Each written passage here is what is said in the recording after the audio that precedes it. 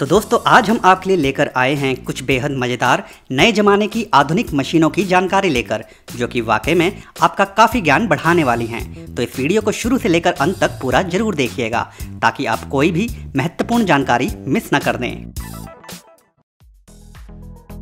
मॉसमैटिक पानी की तेज धारा को फैलाकर फेंकने वाली इस मशीन का निर्माण मुख्यतः उन सभी जगहों को धोकर साफ करने के लिए किया गया है जहां इंसान के द्वारा हाथों से सफाई करना असंभव होता है। यह मशीन अनेकों प्रकार के पानी के प्रहार करने वाले सांचों के साथ आती है, जिसके चलते चाहे जगह संकरी हो या फिर बेहद मुश्किल से साफ हो सकने वाले स्थान हो, यह मशीन हर जगह पर पहुंचकर पानी की तेज धार के द्वारा उन सभी स्थानों को साफ करने में काफी माहिर होती है।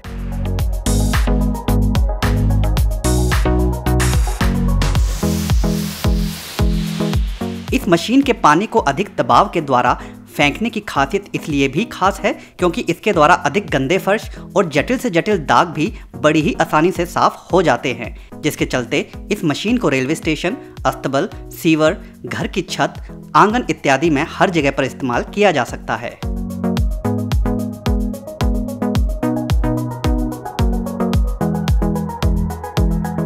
टेक टॉर्च यह क्रांतिकारी आविष्कार दरअसल लोहे के सरिये बंद दरवाजों या फिर उन पर लगे तालों को खोलने के काम में इस्तेमाल किया जाता है। यह बेहद छोटा सा टॉर्च नुमा आविष्कार मुख्यतः पुलिस वालों और कंस्ट्रक्शन के काम से जुड़े लोगों के द्वारा आपातकालीन परिस्थिति में ही प्रयोग किया जाता है, क्योंकि उन्हें घर में घुसने के लिए कुछ ऐसे यंत्र की आवश्यकता होती है जिसका आकार छोटा हो और जिसे तुरंत इस्तेमाल करके काम को अंजाम दिया जा सके। इस छोटी सी टॉर्च के अंदर दरअसल अत्यधिक ज्वलनशील पदार्थ भरा होता है। जैसे ही इसे उस स्थान पर रखा जाता है जहां लोहे को काटना हो, तो उसके बाद एक बटन दबाते ही बहुत तेज चिंगारियां निकलती हैं और यह उस लोहे के जोड़, ताले इत्यादि को जलाकर कमजोर कर देती है, जिससे वह खुल जाता है।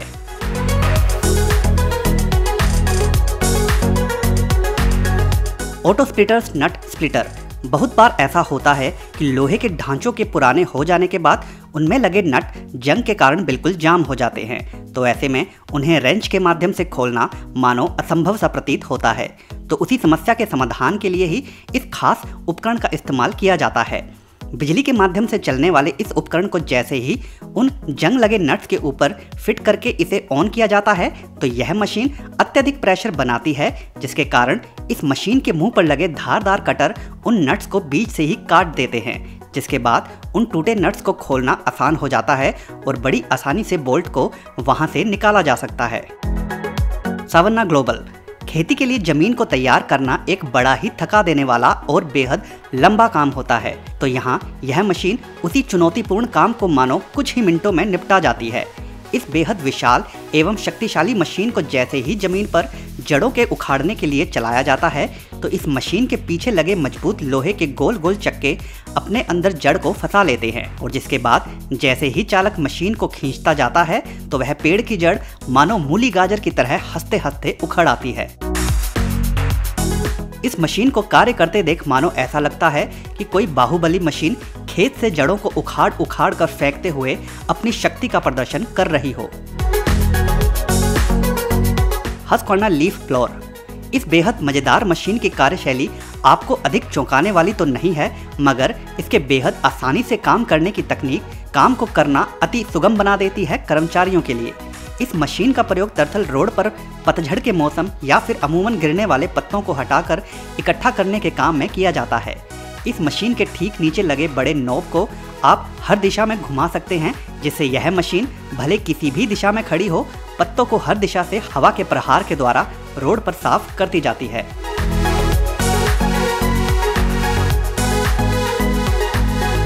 Jet edge water jet machine पानी इतना अधिक शक्तिशाली भी हो सकता है, उसका एक उदाहरण यहाँ आप भली भांति देख सकते हैं।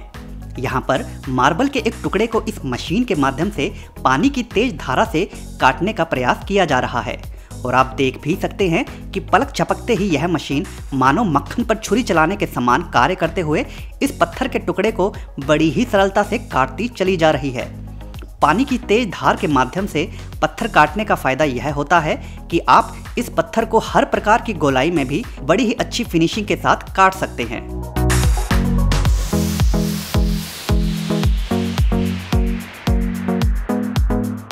IWM water jet. पिछली मशीन से एक कदम आगे चलते हुए यह मशीन मानो असंभव से लगने वाले काम को भी बड़ी ही सरलता से कर जाती है। पत्थर के मुकाबले कहीं अधिक मजबूत लोहे के इस एंगल पर आप देख सकते हैं कि किस प्रकार यह मशीन पानी की तेज धार का प्रयोग करते हुए कटाई कर रही है।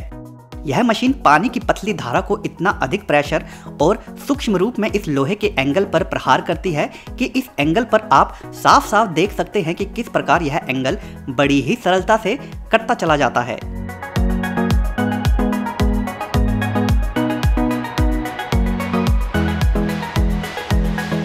ब्लेड वाली मशीन की तुलना में इस प्रकार तेज पानी की धार का इस्तेमाल करके लोहे के एंगल को किसी भी कोण में काटना काफ़ी सरल होता है। यही नहीं, पानी की तेज धार का इस्तेमाल करने से ब्लेड की तुलना में चिंगारियां भी नहीं निकलती और लोहा गर्म भी नहीं होता, जिससे कारीगर भी सुरक्षित रहता है। मगर पानी की यह तेज धार भी मानव शरीर पर उतना ही अधिक गंभीर घाव डाल सकती है जो कि किसी तेज धारदार ब्लेड से आ सकता है। मगर इस मशीन को एक नियंत्रित माहौल में इस्तेमाल किया जाता है, जिससे इस वाटर जेट मशीन से होने वाली दुर्घटनाएं ना के बराबर ही होती हैं। और यहाँ आप अंत में देख सकते हैं कि किस प्रकार यह मशीन पानी का सहारा लेकर लोहे के इस टुकड़े को बड़ी ही सटीकता से निर्धारित डिजाइन में काट डालती है।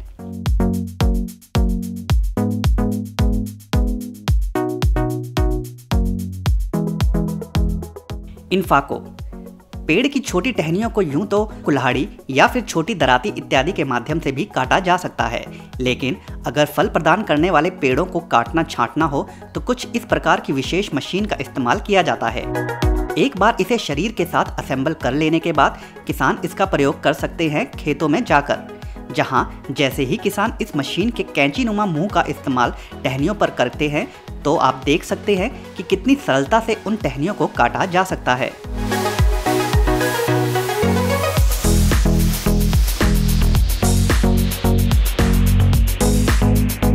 यह मशीन पतली टहनियों को तो काट ही सकती है, साथ ही साथ मोटी टहनियों को काटने में भी यह मशीन काफ़ी कुशल है। यह मशीन दरअसल हाइड्रोलिक तकनीक पर काम करती है। जैसे ही किसान इस कैंची के मुंह को टहनी पर रखता है तो बस मामूली सा ही प्रेशर लगाने से यह मशीन टहनियों को काट देती है, जिससे फल देने वाले पेड़ों का रखरखाव बड़ी ही सावधानी के साथ किया जा सकता है।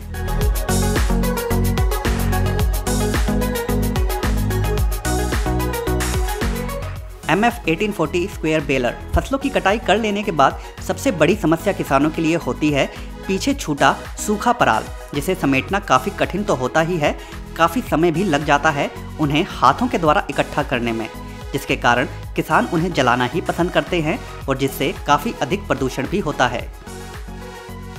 तो उसी समस्या के समाधान के लिए ही इस खास मशीन का आविष्कार किया गया है। जैसे ही इस मशीन को उस सूखे पराल के ऊपर से गुजारा जाता है तो यह मशीन बड़ी ही चतुराई से उस सूखे पराल को अपने अंदर खींच लेती है और अंदर इकट्ठा करते हुए उसे एक चकोर आकार दे देती है, जिसका सबसे बड़ा फायदा यह होता है कि जब इस पराल को ट्रैक्टर में भरकर ले जाना हो तो इसके चकोर आकार के कारण इन्हें बड़े ही सुनियोजित तरीके से रखा जा सकता है और बाद में इन्हें इस्तेमाल करना भी बेहद सरल हो जाता है।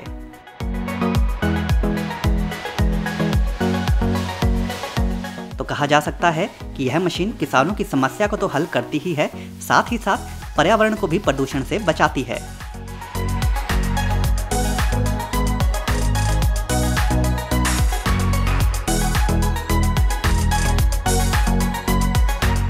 लोगोसोल लॉग होल्डर। बड़े बड़े लकड़ी के लट्ठों को पकड़कर उन्हें काटने में सहयोग करने वाला यह टूल वाकई में काफ़ी मदद करता है लकड़ी का ईंधन तैयार करने के लिए।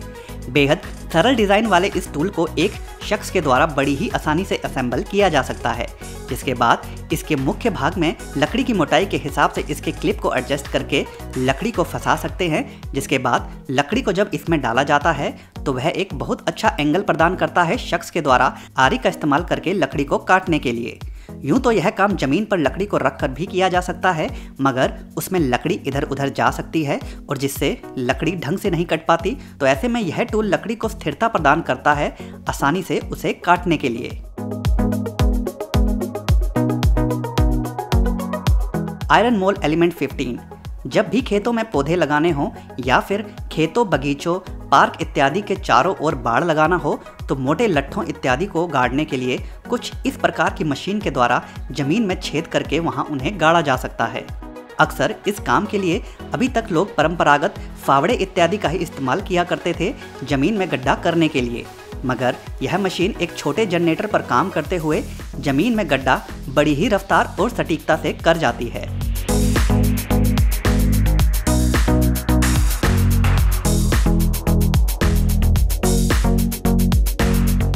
इस मशीन के द्वारा आप सिर्फ एक निश्चित गहराई तक ही गड्ढा नहीं कर पाते, बल्कि इसके साथ आने वाली अटैचमेंट को लगाकर आप कहीं अधिक गहरा गड्ढा खोद सकते हैं अपनी ज़रूरत के हिसाब से, जिससे खेतों में काम करना या फिर अन्य बाहरी काम काफ़ी सरल हो जाते हैं इस मशीन के माध्यम से।